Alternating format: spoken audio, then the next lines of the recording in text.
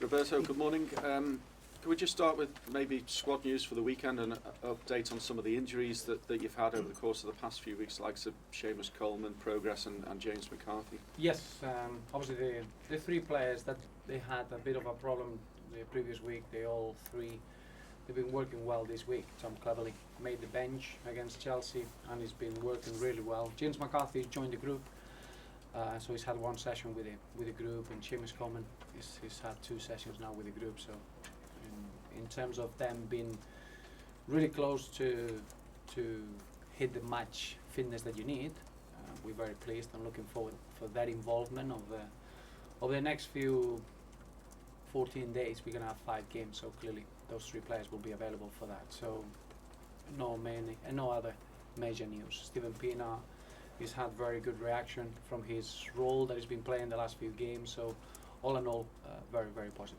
Brian Oviedo, okay? Yes, he's fine. He's trained now he had an individual session straight after the Chelsea game, and now he's worked twice with the team, so he's in a very good frame of mind as well to be available. Would it be fair to say the likes of Coleman and McCarthy, it's too early for the game at the weekend, but they may be in your thoughts for Manchester City on Wednesday? Well, it's still too early to give you an answer on that. We got 2 sessions before the game, so I wouldn't say one way or another. What I see is that they are medically fit, and now it's just making sure that they are getting back to work and making sure that the demands of a game they can cope with those before we throw them into the squad. But from a medical point of view, they're available for the weekend. Somebody who coped with the demands of a game last week was Kevin Morales, who's performed brilliantly for you when he has been called upon. How important is he to your group, and is he now settled from the period that he seemed to have of where he was maybe rumoured to be moving away? Well, I think he's always been Kevin has always been a very, very important player for us. You get those sort of ups and downs. Sometimes you start the season, you pick up a little niggle, a little injury, you pick up a red card against Swansea, miss 3 games, and then you got a couple of international breaks in between, and that can give you stop you from having a real continuity. Kevin is always a player that is very, very different than any other player that we have in the squad. It brings you a completely different dimension, and he was just making sure that he was fully fit, and I thought his performance at the weekend is his best performance so far this season. He looked refreshed, he looked very sharp, and it's so important to be able to have that sort of player ready to come in and make an impact. We played 6 games in the space of 18 days, and I thought the squad reacted really well in that respect. So from our point of view, nothing changes. When Kevin Mirallas performs in that manner, is a unique footballer for us and a very, very important player for us, and we hope that he can carry on now in that vein of form until the end of the season. Not going anywhere? Not at all, no. Romelu Lukaku, another who constantly gets linked with moves away from Goodison, and people are valuing him at £65 million. That would turn your head, wouldn't it? I think with Rom, the only thing interests me is his next target. He wants to score goals, he wants to become better. I think it's been a fantastic journey. In the last 13 months, you've seen an evolution in his play that is quite magnificent. You're looking at Romelu Lukaku on the verge of getting 100 games for Everton in all competitions. For a 22 years old, that's an incredible landmark.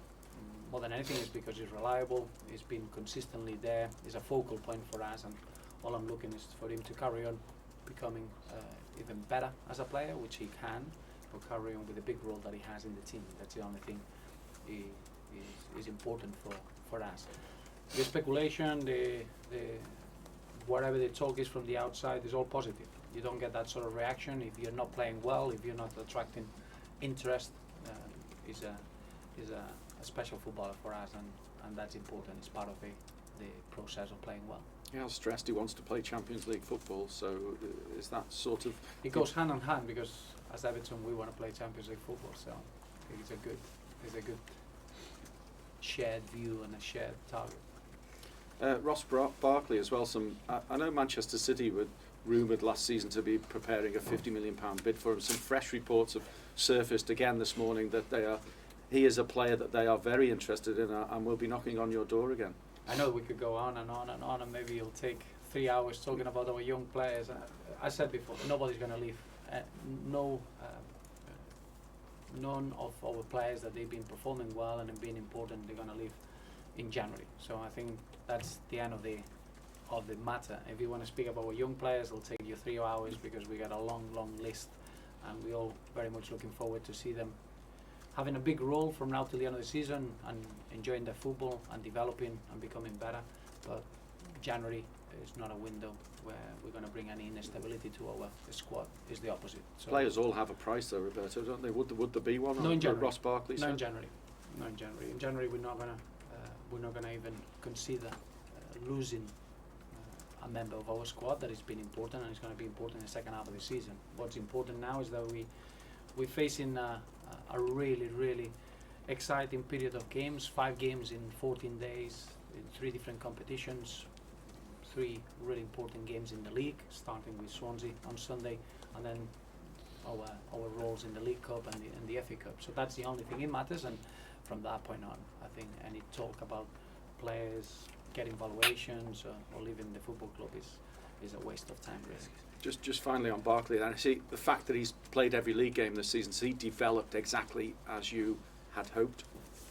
Yes, but I would say that there's still a long way to go. Again, he's a very young footballer. The most impressive aspect of Ross, and I said it many times, you don't get young players with his mindset, with his maturity. He's a modern footballer with an old head and an old generation's head. All he's interested is about playing, he's in love with the game, he wants to learn and improve, but he's the first one to take responsibility, and that's refreshing in the modern generation, and I think that's why he's going to become one of the greatest footballers, because he's got that mentality. Any movement on players who may potentially leave the club, Darren Gibson and Aidan McGeady? No, as we all know, Stephen Naismith completed his move, and that was something done in a really respectful manner, in a really correct way. Norwich have behaved in an impeccable way, and Stephen Naismith, as we all know, he leaves the football club with all our best wishes.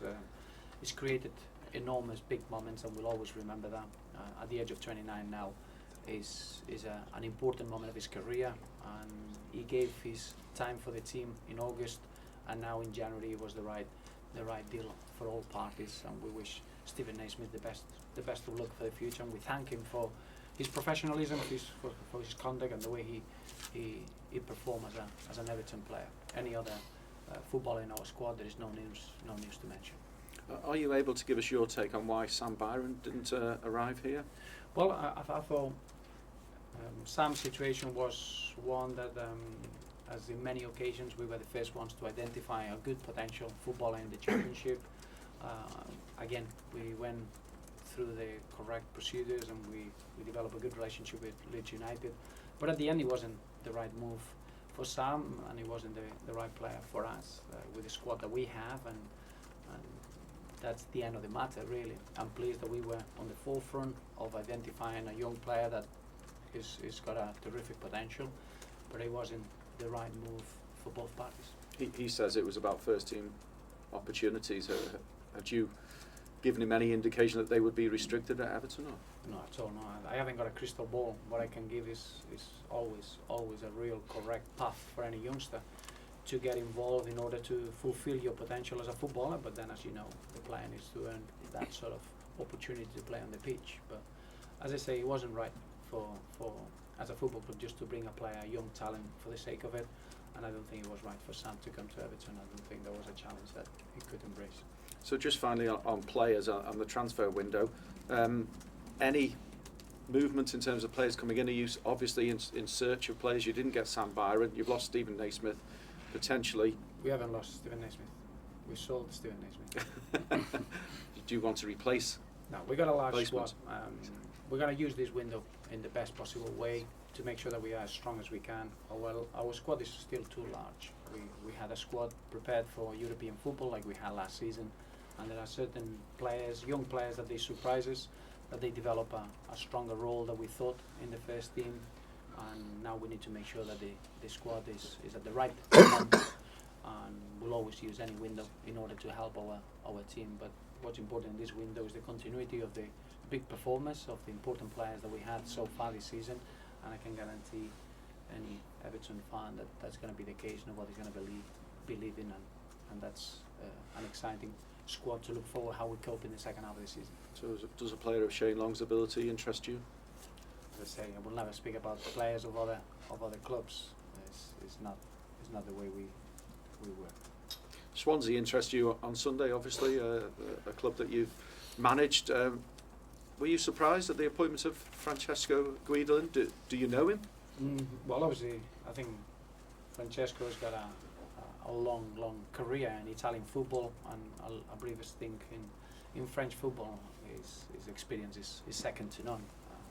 I'm not surprised about the appointment of Swansea City into a man that maybe wasn't a name that he was mentioned around, because that's the way that Swansea City has been very successful over the years. They know who they want, and they're trying to fit into a certain way of playing and a philosophy and a clear strategy, and they've been very, very successful over the years. So in that respect, doesn't surprise me. I think what we've seen is a team that they're starting to get very good levels of performances. I think they've been very unlucky in the last 3 visits. Manchester City was a game that they lost the game in the last kick of the game against Manchester United. They were very competitive throughout, and against Crystal Palace they got a very good point. So we know they're going to be really difficult and a dangerous team, and we'll have to be at our very, very best just to cope with the effect that a new manager can do in a dressing room. But I think more importantly is because this team, when they get on the ball and technically are very gifted, they can complicate things away from home. Hugh Jenkins doesn't get many things wrong. You know him well enough, so do you think the Swansea fans may have been taken by surprise on the appointment? I don't know. I haven't been in South Wales now for a long time. I know Hugh Jenkins really well, and I know that his decisions are always well thought and rational. And if you look at his record, it's been quite outstanding. So from that point of view, I don't expect anything than a successful second half of the season for Swansea, hopefully after Sunday. Just on the game itself, the fact that you've got Manchester City in that second leg semi-final on Wednesday, does that influence your thinking in terms of team selection at the weekend? No. We got 5 games now in 14 days, and that's important. The way that we're gonna share that effort, but we're gonna go game by game. We're gonna be involved. Is the end of January, and we're gonna be involved in 3 competitions. That's what we wanted and the aim, and we need to embrace it. But it's exactly the same that we did in the previous block of fixtures. It's making sure that the team, from game to game, always remains competitive and remains very clear in the way we want to play. But we need to be fresh enough with the amount of demands that we have to share. Just a quick one, if I may. I know we've spoken in the past about stability at managerial level at clubs, and that was one of the things that you quite liked about Britain in terms of the longevity that the manager and the chances that they get. Given that Swansea haven't had a great season, are they paying perhaps the price for that, for not having the sort of stability that a club like Everton have had? It's difficult to analyse one football club when you don't know the ins and outs and all the details. I think in general, if you're asking me about what way of managing is more effective or more successful, is when you got continuity and you can develop a short-term plan and trying to develop a team that it can be competitive. But in the same way, as a manager, you can make decisions based on the future, and having a real stability in a football club in a management point of view is always helpful to build a project. I don't think in the modern game we all incline of chopping and changing and not having too much of a path for players to settle in, for teams to develop, for partnerships to be strong, and that stability from a manager's point of view could give you that, and I think that's needed. It's very much against what's happening at the moment. I mean, I think it's a real shame, but I'm sure that it'll turn around and it'll go back to what's the most effective model, which is supporting a manager and understanding how difficult winning football games on a consistent basis is. But it's important that you know how to win football games and how you're going to develop a plan that is going to allow you to do that as a football club. Okay. You say you very quickly. You say you weren't surprised by the appointment of Guidolin, but were you maybe surprised at the way, knowing how you know Swansea run, the club, the way it was handled away from Gary Monk being sacked. It doesn't seem to be.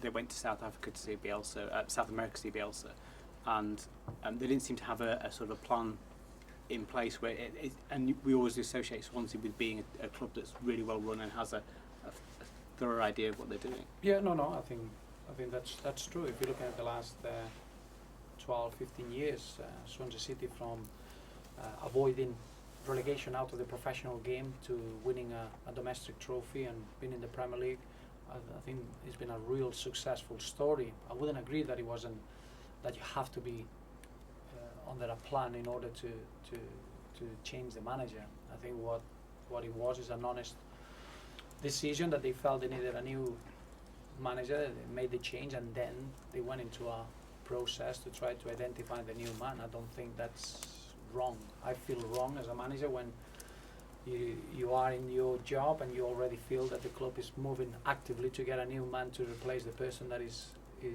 taking the team to win a football game. I think that's wrong. I don't think that's the case with Swansea. I think the way they acted is very clear. A decision that has been made of a change of a manager, and then from that point on having a process to get a new man. I think that's the way you should work. Is it not damaging though to have that void in between losing one permanent manager and bringing another one? I mean, they sort of did drift. I mean, I know they were struggling anyway, but they did drift for a while once Gary had gone. Obviously, that's not up to me to go into details. I don't. If you're asking me, I prefer a football club that they identify a problem, they act, and then they move into step two. I don't understand, or I don't think it's correct from a human point of view, and correct from the human values that you replace a manager before you get rid of the current one. I don't think that's right at all. Thank you. Roberto, it's his